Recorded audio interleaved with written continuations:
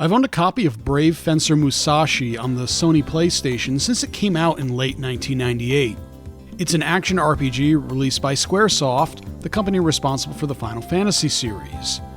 I think that this was a game that my younger brother got for a Christmas gift, and I played it for about an hour and never really played it again until recently.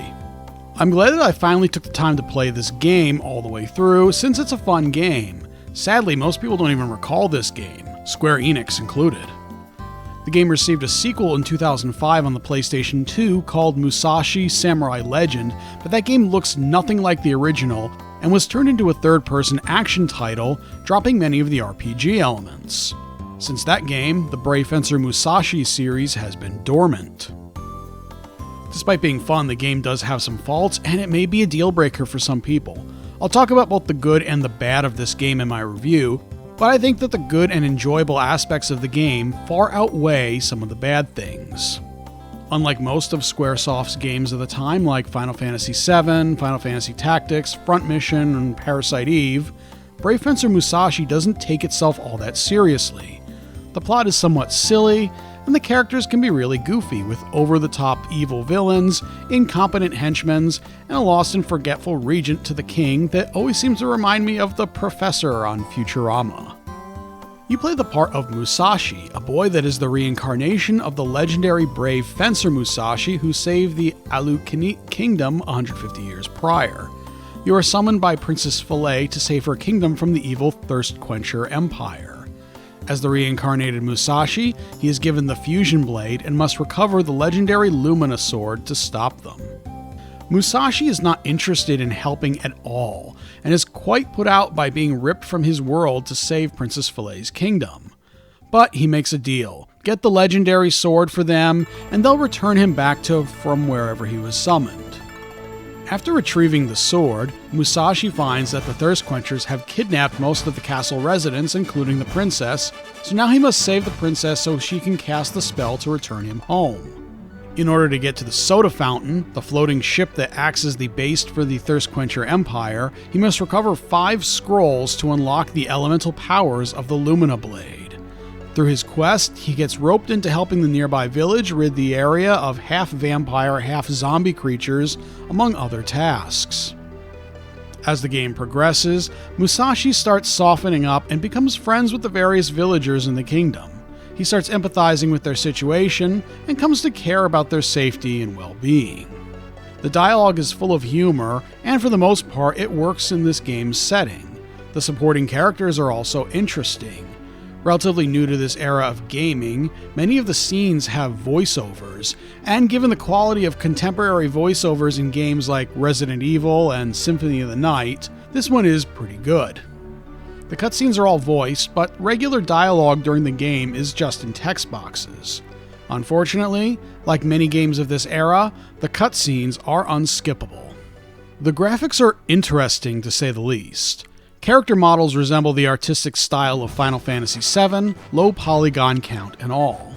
Every person and enemy in the game is easily identifiable, but a lot of people will find the graphics to be very primitive and not that all attractive. These games definitely felt like a little bit of a step down from the 2D sprite artwork from just a few years prior. It also doesn't help that Final Fantasy VIII was just around the corner. Heck, Musashi came with a demo disc for that game. While I didn't like very much about Final Fantasy VIII, it was a giant step up in graphics, with characters that looked anatomically correct and contained a much higher polygon count. Comparing Musashi to Final Fantasy VIII makes this game's characters and overall graphics look incredibly primitive. Still, the cartoonish style works for this game. The setting is very bright and contains a good amount of detail. The 3D rendered graphics work well, clearly delineating different elevations of platforms and containing a good depth perspective. I was never unable to determine the correct position of my character to attack enemies or avoid enemy attacks. The game is mostly played in an overhead perspective like The Legend of Zelda, with some areas changing the camera angle to a different perspective. One example of that is the caves outside of town, where you'll be platforming. The camera shifts to a more side-scrolling perspective. Some areas allow you to rotate the camera angle, like in the town, while other areas the camera angle is locked. This can be really frustrating since many areas could have been easier to navigate through if I could rotate the camera manually. Also, this game is analog control compatible, but doesn't use the right thumbstick for anything, and still only allows for 8 directions of movement, and you have to rotate the camera with the L2 and R2 buttons. Musashi controls pretty well. Using the analog stick is the easier way to control him, though you can use the D-pad if you prefer, but you'll have to hold the circle button to run when you're using the D-pad. Musashi can jump, and later in the game he can obtain a double jump. Musashi has 2 different swords, the Lumina and the Fusion Blade, and you have different buttons for each weapon. The Lumina Blade can be enhanced with elemental powers to unleash very strong magic attacks. The Fusion Blade is faster and is used to chain combos against the enemy. The Fusion Blade can also be used to absorb magic powers from enemies.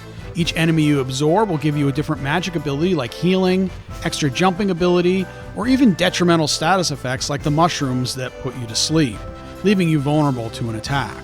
I like this. It gives you some variety, and you often need to absorb a particular power to advance through an area, as you can only have one power at a time. Learning which powers each enemy give you is a must for this game. It's also exciting to discover a new power from an enemy that you haven't encountered before. Another thing that I really liked about this game is the day-night cycle. In-game time passes as you play through the game. Certain events must be completed at particular times of day. For instance, people in the town are being attacked by zombie vampires at night. You can only access their lair while they're out on the prowl between midnight and 3 a.m. Another example are shops in town.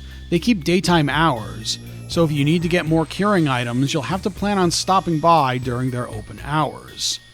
Another nice thing is that, unlike games like Castlevania 2, where the day-night cycle is far too quick, this one is spread out so you can get a lot done during the day or at night as you need. Certain enemies will only show up during certain times as well, and enemies at night are much more difficult than daytime enemies. You'll also have the ability to speed up time so that if you need to wait for a time-activated event, you don't need to set your controller down and wait 15 minutes. This brings me to a gameplay element that was a good idea, but is sometimes frustrating the way it was implemented: the energy level. In addition to hit points, Musashi has an energy level.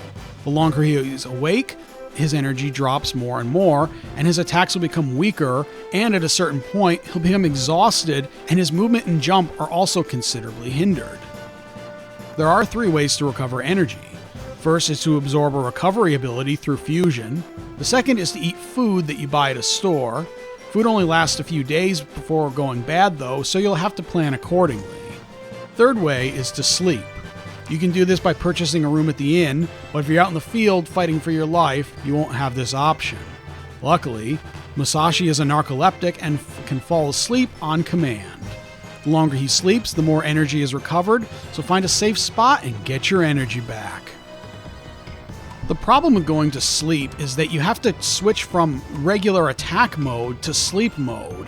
Just make sure to take your controls out of sleep mode after you wake, or the first time you try and attack the enemy, you'll accidentally fall asleep instead and take a hit before waking up again. This happened to me way too often in the game. The town and castle act as a hub linking numerous areas of the kingdom together. You'll have the freedom to explore areas that you're not required to go to yet, but sometimes you'll need an elemental power or an item to proceed deeper into those areas. This game requires a decent amount of platforming, and this can sometimes be a problem. The issue is that jumping controls just don't feel right. Musashi jumps far shorter than it seems like he can, and that's on top of only having 8 directions to move, since there are no analog controls. This means you'll be missing a lot of jumps, and sometimes that means taking unnecessary damage, or falling to a lower level and having to spend extra time getting back to where you were. Another really frustrating part of this game are the timed puzzles, such as the part where you have to open all the steam valves in the correct order in a very strict time limit before the plant blows up. The perspective shifts from overhead, and it's very hard to judge where objects and barriers are in relation to Musashi in this mode. I would typically hit a steam barrier or miss jumps, which means playing the part over and over again due to not having enough time. On the plus side, there are checkpoints fairly frequently and many opportunities to save your game. If you die in a dungeon, you'll go back to the checkpoint created when you first entered the dungeon, and though any progress that you made will be lost. There's also usually a save point right before you get to a boss inside of a dungeon. I like how the experience system worked. You'll gain general experience by killing enemies, which increases your character's stats, but your weapon and magic skills will also gain experience by using them. So if you prefer using the fusion blade to rack up combos against enemies more than the slow Lumina attacks, you'll be rewarded with better accuracy and damage from the use of the fusion blade over time. Your magic and hit points will only increase by saving villagers and collecting the power-ups found throughout the game. Another frustrating thing is the status effects. Every RPG seems to have these, but in Musashi, if you don't have an item to cure something like poison, or the correct fusion to cure it, it could very easily kill you while you desperately run back to town to visit a shop that's hopefully open by the time you arrive. One of my favorite parts of the game are the boss fights. Every single boss is unique from the previous one and requires learning multiple patterns and weak points. The boss fights can be really difficult at first, but I never felt that the battles were unfair. You have to think your way through these fights, you can't simply brute force a win out of them. Along your adventure, you'll rescue the villagers that were kidnapped. Saving them will allow you to talk to them at the castle. This is very important to progressing through the game. Some of them will give you clues to solve some of the puzzles, and some will give you new combo attacks or special abilities to help you along the way. You definitely want to hunt down as many captured villagers as you can. There's also a collectible action figures that you can find or buy at one of the stores. This is kind of interesting since Musashi can choose to remove them from their packaging if he wants, and even play with them when he's just relaxing in his room. It's not necessary at all to the story, but just a little fun collectible side game for those that like 100% in games like this. There's one more odd thing that I want to mention. The first chapter of the game plays more like an action platformer, kind of like Spyro, and doesn't unlock the ability to use items or even go into your menu screen. The RPG elements don't get introduced until you start Chapter 2. Maybe this is why I put off playing this game for so many years. I initially played for a short time and didn't realize the depth of the gameplay that was offered.